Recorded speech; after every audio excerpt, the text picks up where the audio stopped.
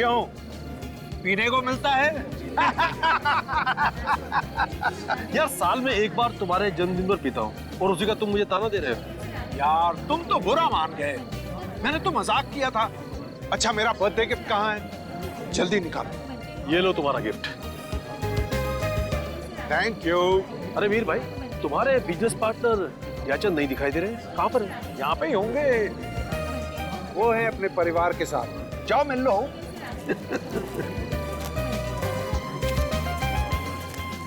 Hello mister Ranjit, कैसे हैं आप? मैं बहुत अच्छा हूँ, आप कैसे हैं? मैं ठीक हूँ। एक्सक्यूज मी, मेरा फोन आया है। भाई जयचंद जी सब दिखाई दे रहे हैं, आपकी छोटी बहू नहीं दिखाई दे रही। वो भी अभी आती है हुई अंकल। अरे केक वेक कहाँ है? चलो भाई। आपने कुछ लिया? हाँ लिया ना ये। अच्छा।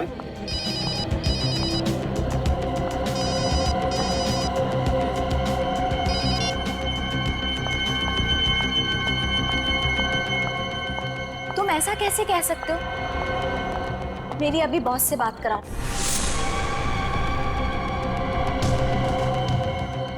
अरे ये सब गलत हो रहा है, बात कराओ मेरी बॉस से अभी।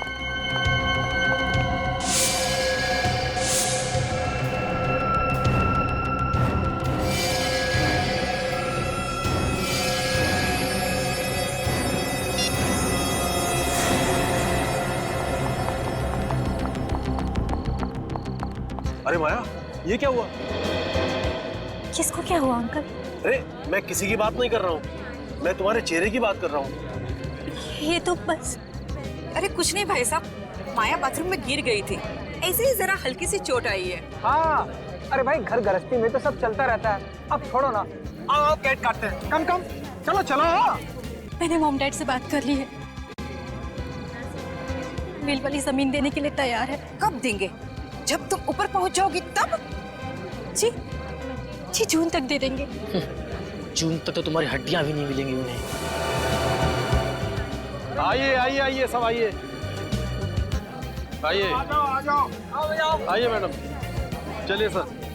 आगे आ जाओ। Happy birthday to you, happy birthday to you, happy birthday to dear me, happy birthday to you, may god bless you, may god bless you. Ranjit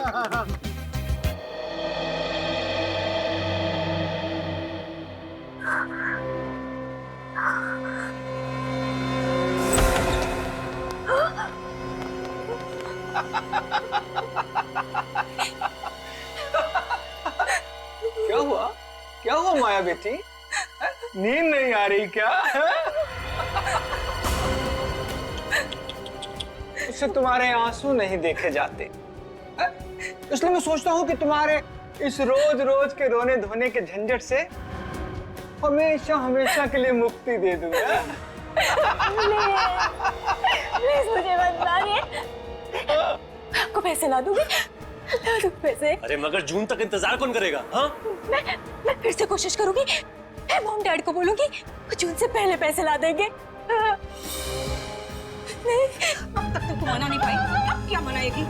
चल चल मुझे मत मारिए दुआ, और आप क्या क्या हाथ जोड़ती हैं? कोई फायदा नहीं अब, झगड़ जाएगी।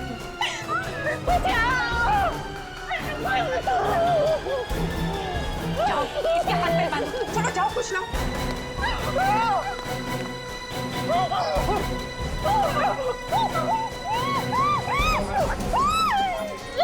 कस के मार। खड़ी रहे चुपचाप। अरे जल्दी कर।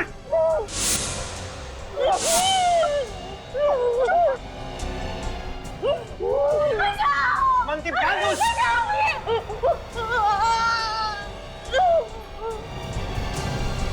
सुना दमयंती, इसे यहाँ नहीं मारेंगे। ऐसा करो, इसे जल्दी से गाड़ी में डालो, जल्दी। रुक जाओ, रुक जाओ, रुक जाओ। ये क्या कर रहे हो तुम लोग? मुंह बंद रख अपना। नहीं, ये सब गलत है, मैं कहीं नहीं लेके जाने दूंगी इसे। अरे चलो हटो सामने से, चलो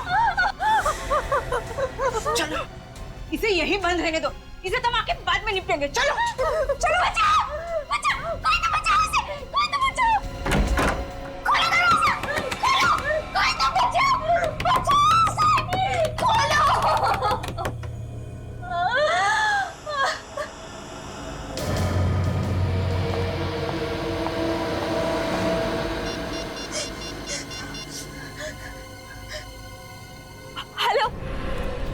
गोली मार देते हैं इसे। जंगली जानवर इसकी लाश को खा जाएंगे, हड्डियां तक नहीं मिलेंगी। अरे कर इसको। अरे जल्दी मारो ना पापा, अभी कामनी से भी निपटना है। मैंने तुझसे कहा था ना माया कि तेरे इस रोज रोज के रोने धोने के झंझट को मैं हमेशा हमेशा के लिए खत्म कर दूंगा।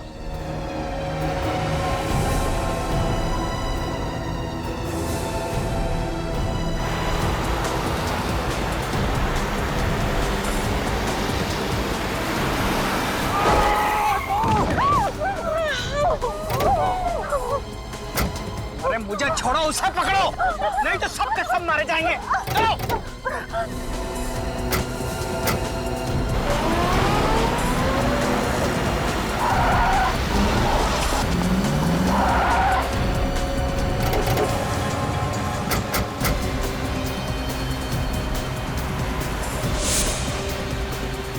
कहाँ जाएगी बचकर?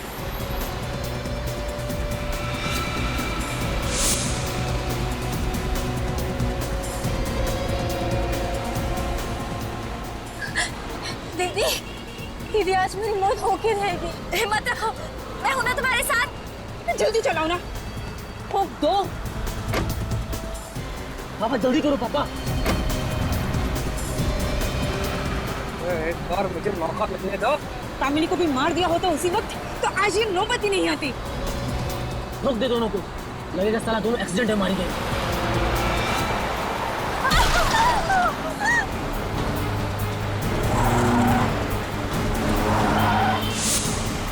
पापा जल्दी करो, प्लीज जल्दी पकड़ो।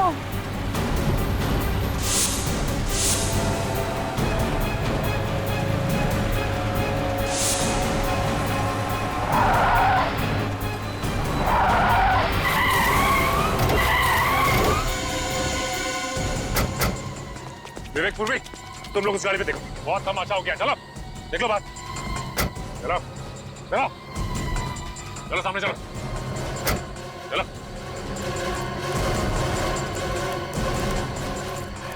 सर, इन्होंने हमें मारने की कोशिश की है। दोनों कौन? ये माया और मैं कामिनी। मैंने ही आप लोगों को फोन किया था और ये हमारे सास ससुर है। वो माया का पति है और वो मेरा पति। ये सब लोग मिलकर हम लोगों को दहेज के लिए मारना चाह रहे थे। ओह, ये बात है। हम इन्हें जल्दी से हॉस्पिटल ले चलते हैं। हाँ विवेक, ले जाओ। मैं ठीक हूँ, मुझे सिर्फ हल्की सी ही खरोच आई है। ठीक है, आप चलिए हमारे साथ। पूर्वी चलिए। आइए आप लोग, चलिए। और जेल में बैठ के अब दहेज का हिसाब किताब कीजिएगा। चलिए चलिए बैठिए। डॉक्टर साहब, अब माया की तबीयत कैसी? घबराने की बात नहीं है, गोली शरीर को छूते हुए निकल गई है। अभी बेहोश हैं, बहुत जल्दी होश आ जाएगा। फिर भी डॉक्टर साहब, कितना वक्त लगेगा उसे ठीक होने में? अब कम से कम 1 हफ्ता तो लगेगा ही। कम से कम 1 हफ्ता लगेगा। सचिन, तुम और पूर्वी यहीं पर रुको।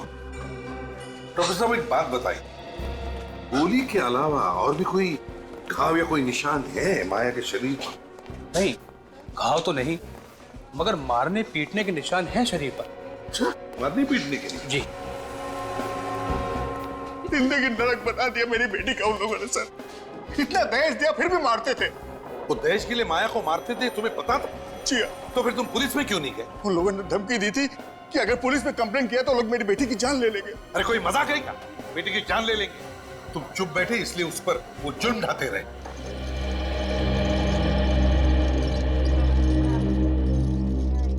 Excuse me. ठीक है जाइए।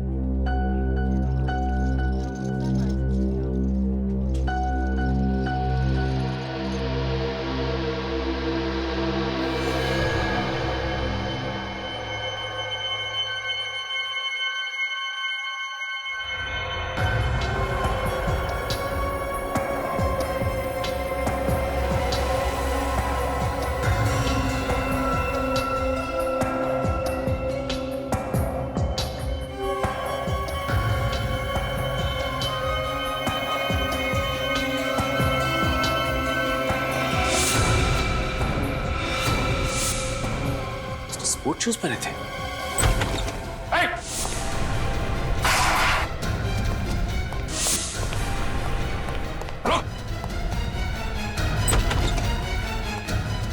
क्या हुआ पूरी? सर किसी ने माया पे हमला किया।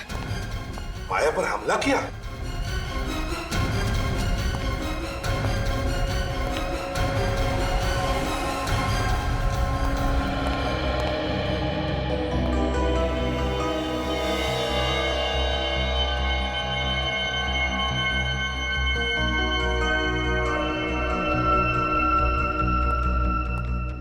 सर निकल गया।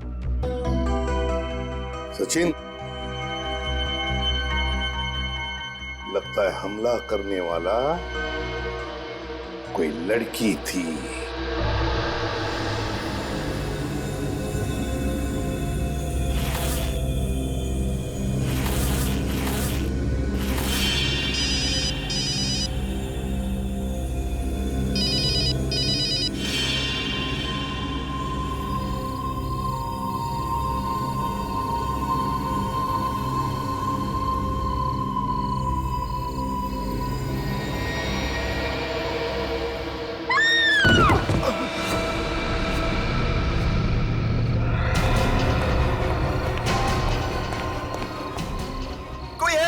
देखो लड़की गिर गई, ऊपर से लड़की गिर गई।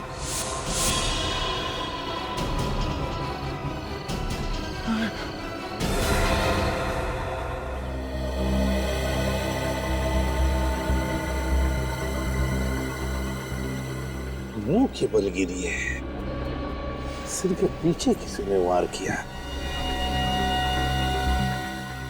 पलटाओ इसे। माय गॉड, इसका चेहरा इतना खराब कैसे हो गया? पूरी तरह से टूटा है चेहरा, फ्रैक्चर हुआ। देखो जरा, और भी कोई चोट है क्या? अच्छी तरह से देखो।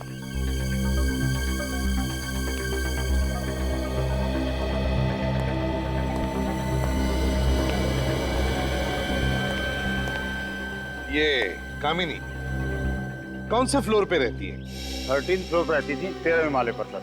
जी, किसी ने देखा ये सब हुआ कैसे? हा? किसी को कुछ मालूम है? सर ये तो नहीं मालूम, लेकिन जब इस वॉचमैन ने शोर मचाया ना, तब पता चला हमको। तुम चिल्लाए तो तुमने देखा इसे गिरते हुए?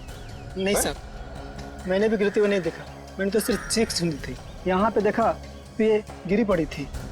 कामिनी को गिरने से पहले आखिरी बार कब देखा था तुमने? साहब मैंने नहीं देखा, लेकिन इन्होंने देखा होगा, ये उनकी नौकरानी है। अच्छा, क्या नाम है तुम्हारा? बिंदु साहब। अच्छा बिंदु, तुम रहती कहाँ हो? साहब मैं यहाँ पे नहीं रहती, मैं दूसरी जगह रहती हूँ। सुबह आई तो पता चला मुझे। क्या तुम्हें मालूम है कामिनी को कोई परेशानी थी उसके घर में? जी साहब, मैडम को सास ससुर बहुत तंग करते थे, इसीलिए मानसिक तनाव था उन्हें। अरे सास ससुर तो उसके सड़ रहे हैं जेल में, अब काहे का तनाव? अच्छा बिंदु, एक बात बताओ, कल रात को कितने बजे तक थी तुम कामिनी के पास? सब रात को खाना बनाने के बाद मैडम को मैंने दवाई दे दी और 11 बजे के आसपास में चली गई थी। और भी कोई आया था उससे मिलने के लिए? नहीं साहब, जब तक मैं घर पे थी तब तक तो कोई भी नहीं आया, और मैं जाने के बाद मैडम ने अंदर से कुंडी लगा ली थी। तो तुम में से किसी को भी मालूम नहीं हा? कि ये सब हुआ कैसे? कामिनी नीचे गिरी कैसे? बड़ी अजीब बात है सर। आफरीन, वास का टुकड़ा मिला है सर। वास का टुकड़ा? कहीं ऐसा तो नहीं कि किसी ने कामिनी के सिर पर पीछे से कोई वाज या किसी ऐसी चीज से मारा हो और फिर कामिनी ऊपर से गिरकर मर गई? सर अगर ऐसा होता तो पूरा का पूरा वास मिलना चाहिए था। हाँ ये बात तो है। एक काम करो फ्रेडी, 13वें माले पर कामिनी के घर में जाओ और अच्छी तरह से चेक करो। देखो देखो कोई वाज या ऐसी कोई चीज मिलती है क्या? है? Yes sir. ये घर अंदर से बनता है, इसका मतलब है कामिनी घर के अंदर अकेली ही थी। देखो जरा, देखो अच्छी तरह से।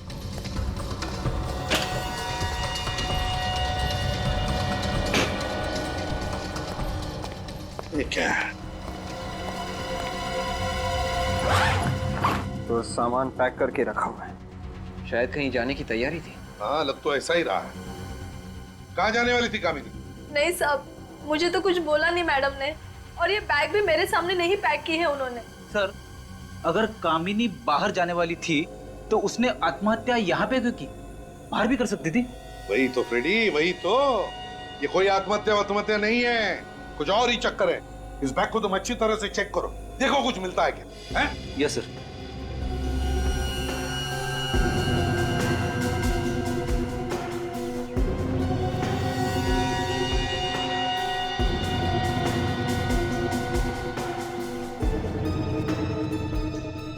विवेक, यहाँ से इस बालकनी से गिरना मुश्किल है। ये देखो, ये रेलिंग कितने ऊंचे हैं और मजबूत भी है। मतलब सर किसी ने कामनी को धक्का ही दिया है। हाँ, लग तो ऐसा ही रहा है।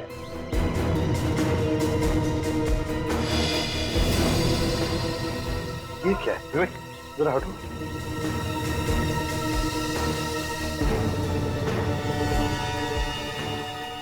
कपड़े का टुकड़ा बिल्कुल वैसा ही जैसे कामिनी ने कपड़े पहने हैं, लेकिन यहाँ इस तार में कैसे अटका और ये तार यहाँ पर क्यों? विवेक, एक काम करो सर, इस रेलिंग पे जितने भी उंगलियों के निशान हैं सब के सब उठाओ। ये सर। हाँ।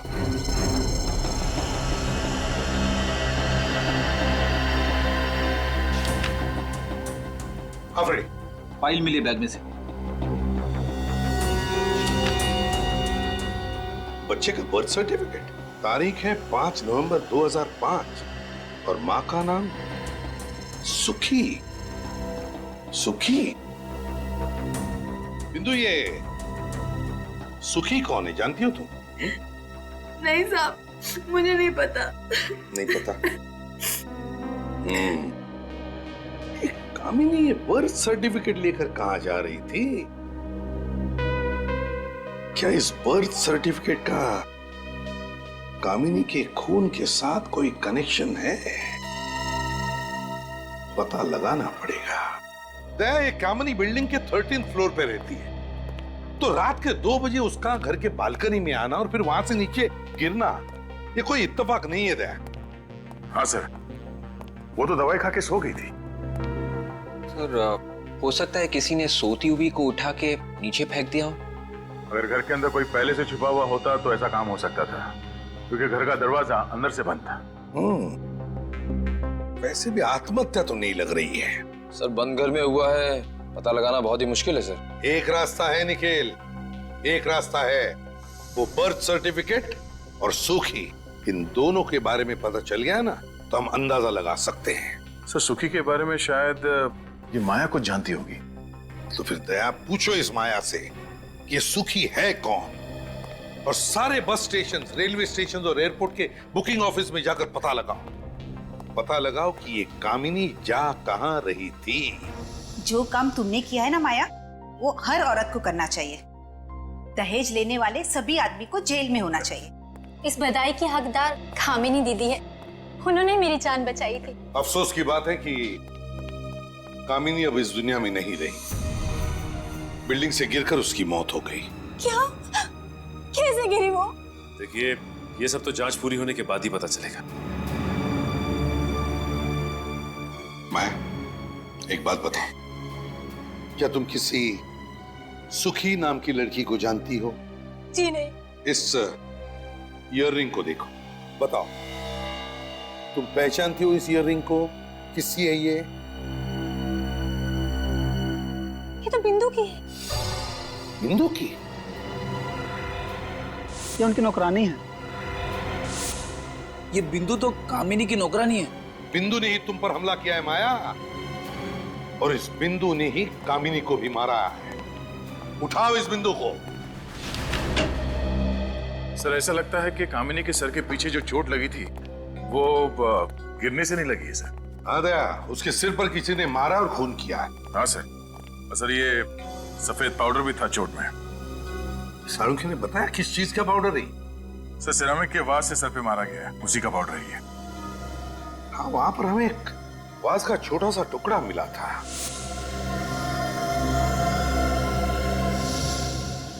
पूरा घर ढूंढने पर भी वो बचा हुआ वास कहीं पर भी नहीं मिला।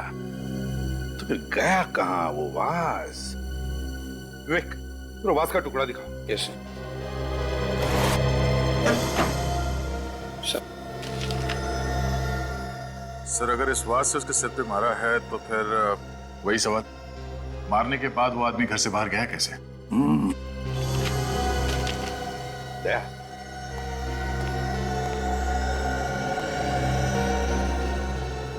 इस फोटो को गौर से देखो। इस फोटो में कामिनी के सिर पे जो घाव है वो यहाँ है, बिल्कुल पीछे, बीचों बीच है। मतलब सर कामिनी ने बालकनी में आने के बाद जैसे ही नीचे देखा तो किसी ने ऊपर से, मतलब छत से नीचे वास फेंक के मारा।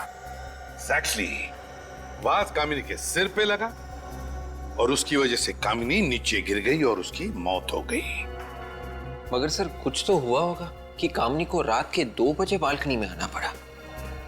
शायद किसी ने उसे फोन करके बुलाया होगा, इसीलिए बालकनी में आके नीचे देख रही थी।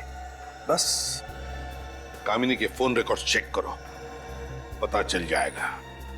सर बिंदु के बारे में पता चल गया। क्या पता चल? बरताली मार्केट में रहती है और घर पे मिली नहीं सर, कल से लापता है। बिंदु घर से कल से ही गायब है, तो इसका मतलब है उसका कामिनी के खून से कोई ना कोई संबंध जरूर है, कोई ना कोई संबंध जरूर है। सर ये कामिनी के रिजर्वेशन की कॉपी है, वो ट्रेन से भूगोलपुर जा रही थी। भूगोलपुर जा रही थी? कामिनी भूगोलपुर किस लिए जा रही थी? किस लिए? इस कामिनी के बिल्डिंग के वॉचमैन और सेक्रेटरी से बात करनी पड़ेगी।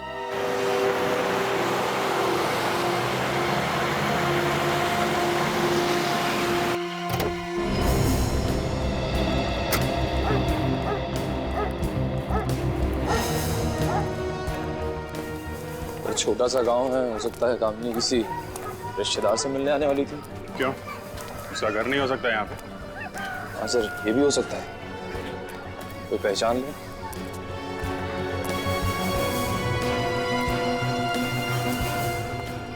अरे सुनो भाई साहब, ये कामिनी का नाम सुना है क्या आपने? हाँ सुना है।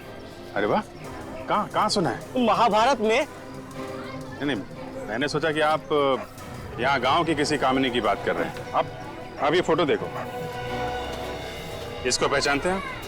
हाँ ये तो कामिनी सुखी है। सुखी? कामिनी सुखी, सुखी कामिनी? इसकी शादी मुंबई में हुई है ना, जयचंद परिवार में? सुखी तो हमारे यहाँ के बड़े जमींदार साहब की बहू है। हम उनसे मिल सकते हैं, उनका घर दिखाएंगे। अब कहाँ मिलेंगे, तो गांव छोड़ के चले गए। क्यों? अरे 2 साल पहले उनकी छोटी बहू ने नाक कटवा दी थी। क्या क्या किया उसने? अरे भाग गई, और क्या। अच्छा, जमींदार साहब के परिवार में कोई है क्या जिनसे हम लोग बात कर सकें? तो कोई नहीं, हवेली तो खाली पड़ी हुई है। हवेली खाली पड़ी है?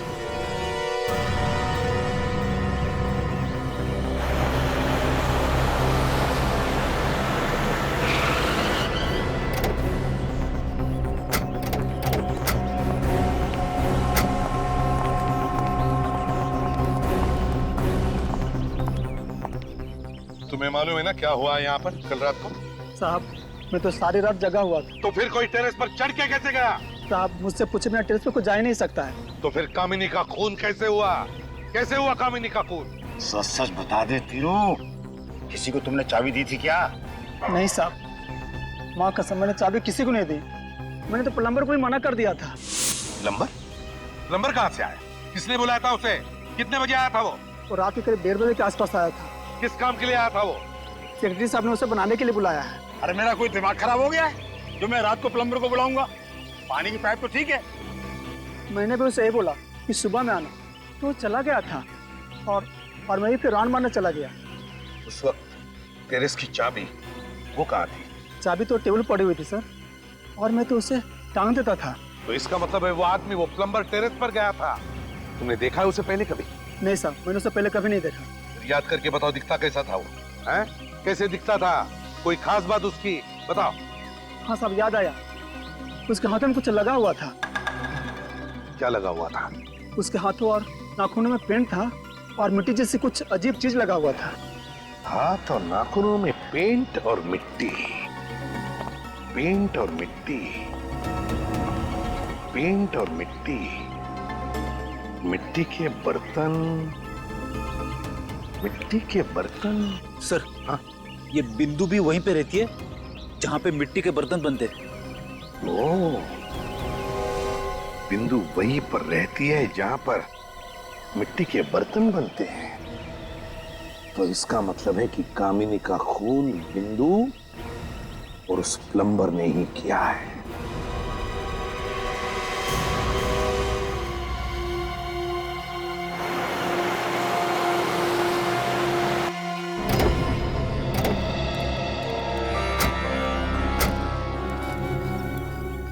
सर, यही वो हवेली है। धन्यवाद आपका। सर ये सुखी यहाँ पे नाम बदल के क्यों रह रही थी? हो सकता है जयचंद के परिवार में उसने दूसरी शादी की, इसलिए उसने अपना नाम कामिनी रख लिया। घर को अच्छी तरीके से चेक करो, देखो कोई काम की चीज मिलती है क्या।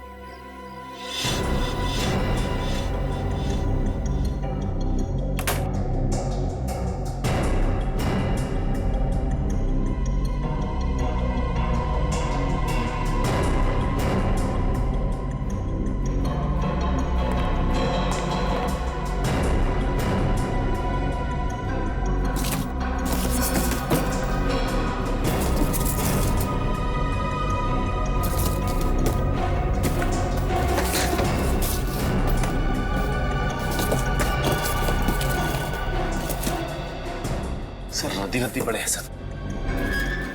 एक एक पेपर आराम से चेक करो, शायद कोई काम की चीज मिल जाए।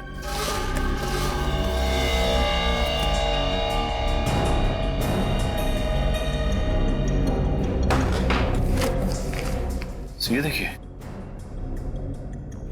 इन फोटोज में ये बिंदु भी है दुल्हन के जोड़े में। कामिनी की मेट शादी के जोड़ों में? ये क्या मामला है? सर कहीं ऐसा तो नहीं कि ये राजघराने की बहू है उसकी? हो सकता है, मगर यहाँ बिंदु कामिनी के अलावा ये तीसरी औरत भी है। कहीं यही छोटी बहू तो नहीं जो भाग गई थी?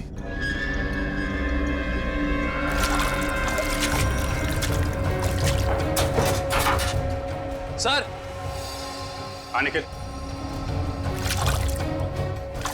सर ये देखिए, कंकाल, औरत का कंकाल है। ये कहने तो बिल्कुल वैसे हैं जैसे इस औरत ने पहने हुए हैं। ये देखो,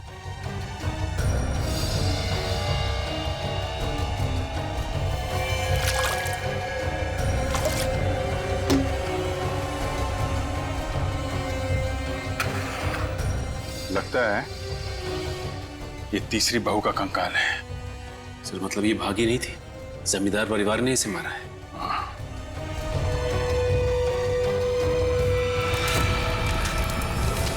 सर धुआं चारों तरफ, आग लगी लगता है।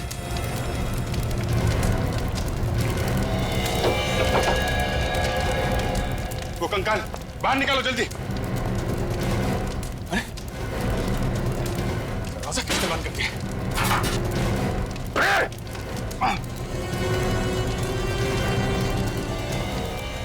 कौन उधर?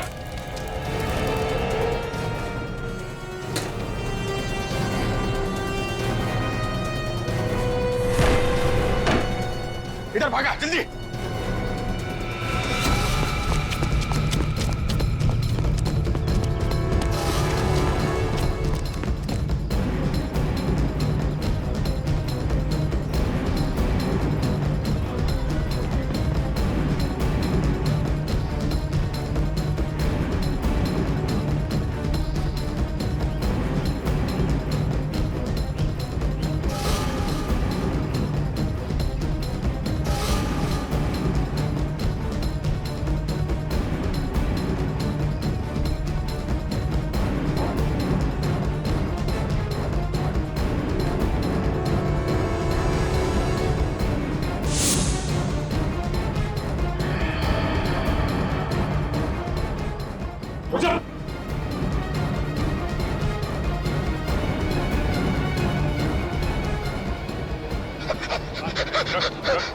वक्त नहीं तो गोली मार दूंगा।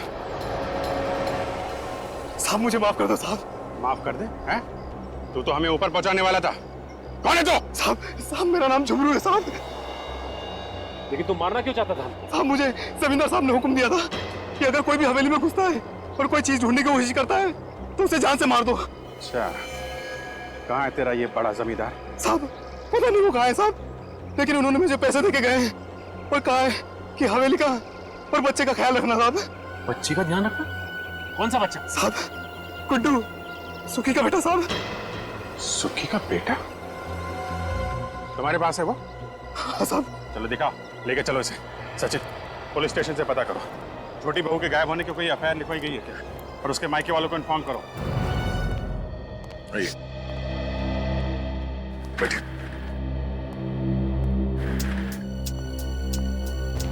सर, जिस लड़की की फोटो हमें भूगोलपुर की हवेली में मिली थी, ये उनके माता पिता है सर।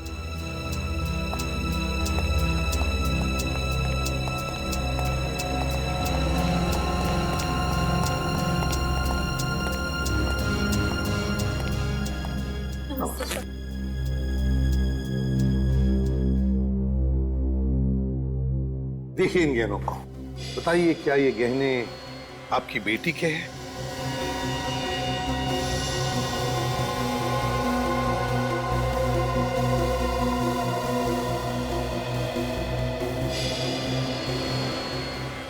ये तो मेरी बेटी चारू के गहने हैं। आपको कहां से मिले? भूगोलपुर की हवेली में हमें एक कंकाल मिला था। ये कंकाल के गले में था।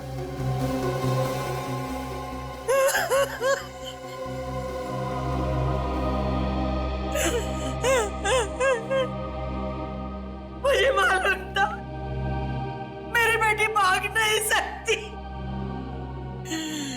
ये उन पेड़ियों का काम है। उन्होंने उसे मार डाला, उसका खून किया।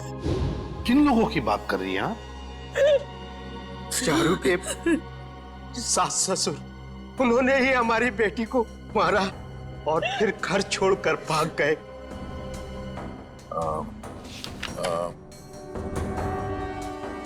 क्या इनमें है वो लोग? हाँ हाँ साहब, यही है वो दहेज के लोभी जिन्होंने मेरी बेटी को मारा। पहले तो चारू की शादी अपने बेटे से करा ली और फिर दहेज की मांग करने लगे। तो क्या आपने दहेज दिया इन लोगों को? हाँ साहब, हमारे पास कोई रास्ता नहीं था। मुझसे बेटी का दुख देखा नहीं गया, इसीलिए हमने 2.5 करोड़ की संपत्ति इनके नाम कर दी और उन लोगों ने मेरी बेटी को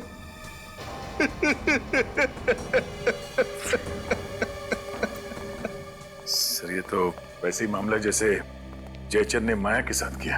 हाँ दया, बहुत बड़ा गैंग है ये।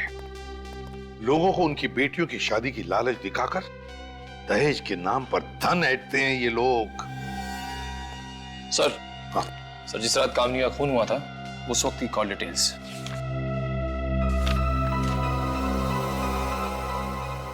ये देखो दया, रात के 1:30 बजे कामिनी को किसी शौनक नाम के आदमी का फोन आया था। हाँ सर, और ये शौनक वहीं रहता है जहां बिंदु रहती है, बरताली मार्केट। ओह, हाँ, क्या मिल गया? एक्सीलेंट। अब पता चलेगा इन दहेज के लोभी भेड़ियों को।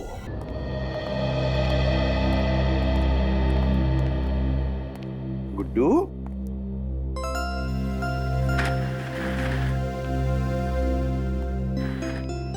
गुड्डू बेटा, डरो नहीं बेटा, तुम्हें यहां पर कोई कुछ नहीं करेगा।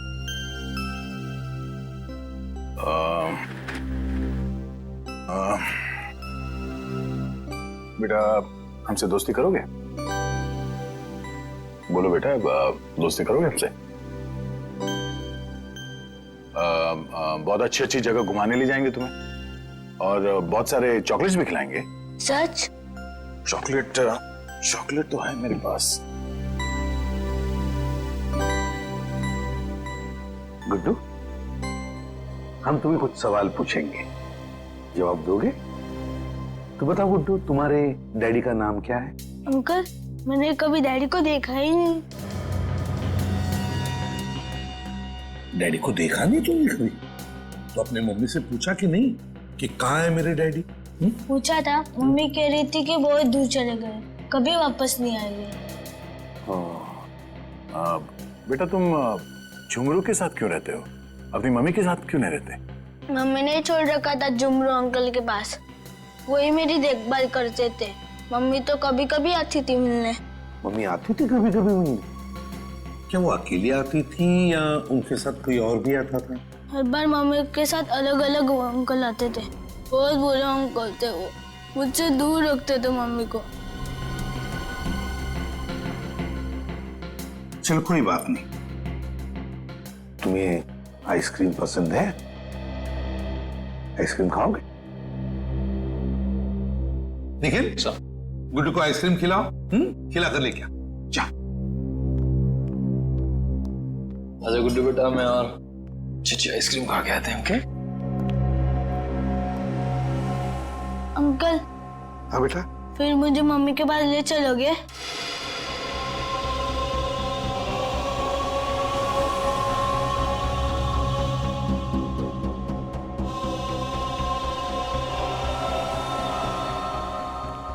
हाँ बेटा गुड्डू, जरूर तुम्हें तुम्हारे मम्मी के पास ले चलेंगे। पहले आइसक्रीम तो खाकर आओ। जाओ। चलो, अच्छी अच्छी आइसक्रीम खा के आते हैं।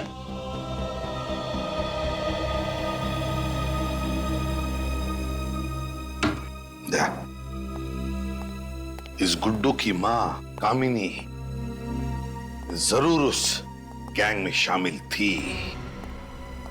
हो सकता है कामिनी इस गैंग में मिली भी हो, मगर ये काम कोई उसे जबरदस्ती करवा रहा था, तभी तो बेचारी मारी गई। जयचंद और उसके परिवार वालों से पता लगाओ और कौन कौन लोग शामिल है इन कमीनों के साथ। और फिर ये बिंदु छुपी कहां है पता लगाओ।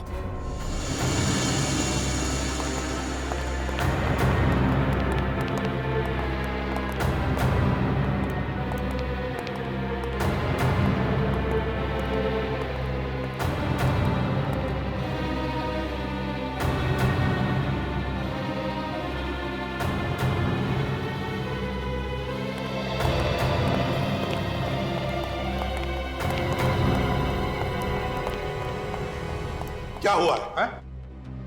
पता नहीं सर, मुंह से झाग निकलने लगा अचानक। तो कहीं जहर तो नहीं दिया किसी ने? आपने पूछताछ की? पूछा सर, पर कुछ पता नहीं चला। पता कैसे नहीं चला आपको? पूछताछ की। पूर्वी, इन लोगों के साथ हॉस्पिटल जाओ पूर्वी। यहाँ पर कौन जहर दे सकता है? अच्छा, कौन आया था इनसे मिलने? नहीं सर। लगता है किसी ने खाने में ही जहर मिलाया सर। सर, अगर खाने में जहर होता तो और लोगों को भी तो तकलीफ होती। कुछ भी बोले जा रहे हो, समझ कर ना समझ बनने की कोशिश कर रहे तो जानबूझकर जहर दिया गया उन लोगों को, समझते हैं आप? खाना कौन बना था यहाँ पर? बुलाओ उसे। खाना बनाने वाले को लेकर क्या? अरे खाना परोसा कहाँ जाता? कहाँ परोसा जाता है? जल्दी बताइए। सर, वहां। ये सर। ये इसमें चावल है, दाल,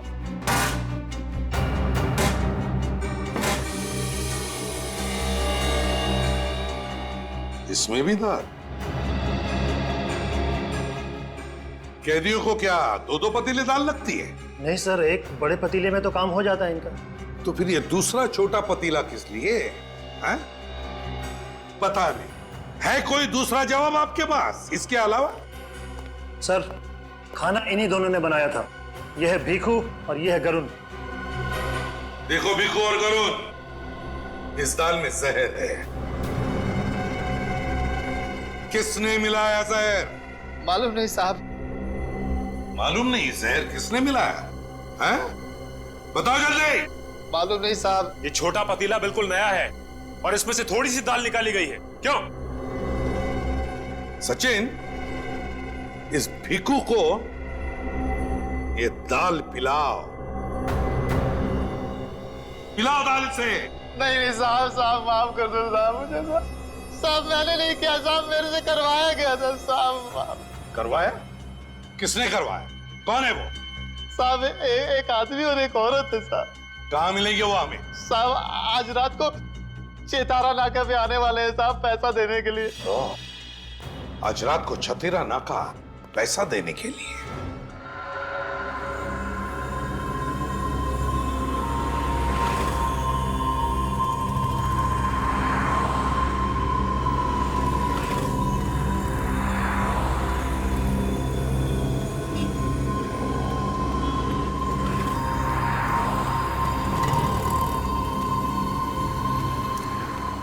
गुड जॉब भिखू, बहुत अच्छा काम किया। सांप भी मर गया और लाठी भी नहीं टूटी। अरे अरे, पैसे तो मैं घर ही भूल गई। कोई बात नहीं, पैसे के अलावा और बहुत कुछ लेकर आए हैं हम तुम्हारे लिए। सॉरी भिखू, कहा सुना सब माफ कर देना। बहुत अच्छा काम किया तुमने। ऊपर मिलेंगे ना तो पाई पाई का हिसाब करेंगे। ऊपर का हिसाब तो ऊपर होगा, पहले यहाँ का हिसाब तो कर लें।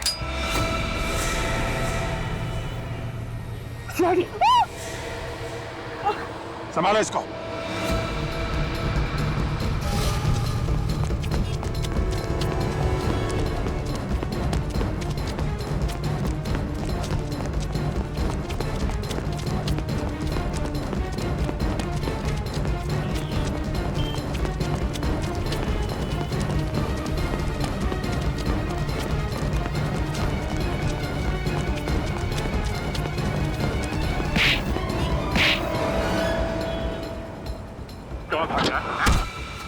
पैरों पे जाना चाहता है ना तो बता, कामिनी को क्यों मारा? बस किसी ने कहा था। किसने कहा था? हाँ, टिकट रेडी है? हाँ मैं आ रहा हूँ एयरपोर्ट, आधे घंटे में पहुंच जाऊंगा। तुम एक काम करो, तुम गेट पे ही मेरा इंतजार करो, मैं वहां पे ही तुम्हें मिलूंगा। तीनों? Yes sir. सारा सामान पैक है? जी सर। जल्दी से गाड़ी में रख दो। ठीक है और सर। मेरे लिए कोई पूछने आए तो कह देना तुम्हें पता नहीं कहाँ है। ठीक है सर। कुछ ऐसे लोग भी हैं जिन्हें कुछ बताने की जरूरत नहीं पड़ती। कौन है बे? सॉरी मिस्टर मीर, बिना बताए आना पड़ा। कोई बात नहीं, अब आ ही गए हो, वो आगे मत आना, मैं गोली मार दूंगा। मैं मजाक नहीं कर रहा हूं, गोली मार दूंगा। सर रुक जाओ सर, वरना गोली मार देगा। गोली मारेगा तो मारने दो। शायद इसे मालूम नहीं है कि सीआईडी ऑफिसर जब बाहर निकलता है तो बुलेट प्रूफ जैकेट पहन के निकलता है, और अगर ये एक गोली मारेगा तो 2 गोली खाएगा भी। बोलो मिस्टर मीर, मरना है?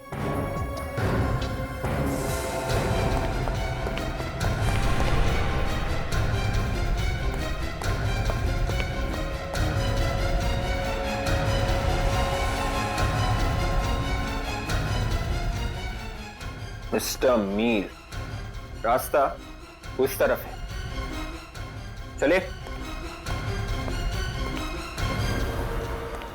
मुझे छोड़ दीजिए सर, मुझे माफ कर दीजिए। सीआईडी को गन दिखाएगा तू? सीआईडी को?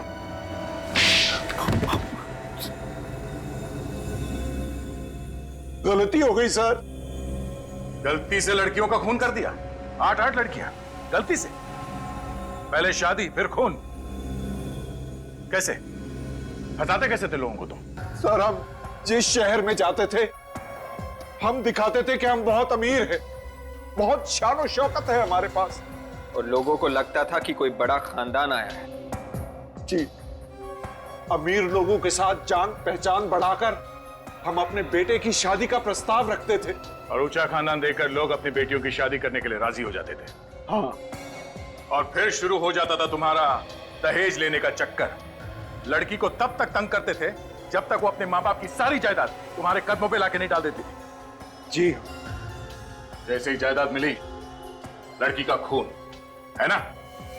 जी, और फिर हम दूसरे शहर में चले जाते थे किसी और की तलाश में। इन सारे कामों में कामिनी भी तुम्हारे साथ मिली हुई थी ना? जी।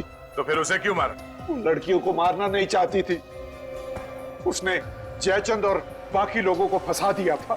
विवेक, इन्हें अंदर भेजने का इंतजाम करो। केस चलेगा, फांसी का ऑर्डर आने तक ये वहीं रहेंगे।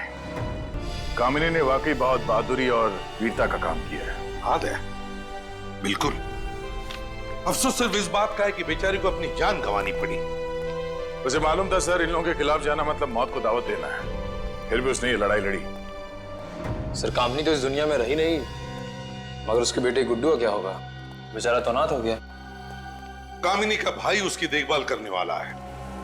और सर ये माया किसी एनजीओ से जुड़ गई है जो इस तरह की शादीशुदा लड़कियों के लिए काम करती है। बहुत अच्छा काम कर रही है वो। और वैसे भी दया, कामिनी की मौत भी बेकार नहीं जाएगी। उसकी इस मौत की वजह से समाज की सोच में कोई ना कोई परिवर्तन तो जरूर आएगा। दहेज मांगना और दहेज लेना पाप ही नहीं, गुनाह भी है। इसलिए इस बुराई से दूर रहिए। बंद कीजिए दहेज मांगना और दहेज लेना।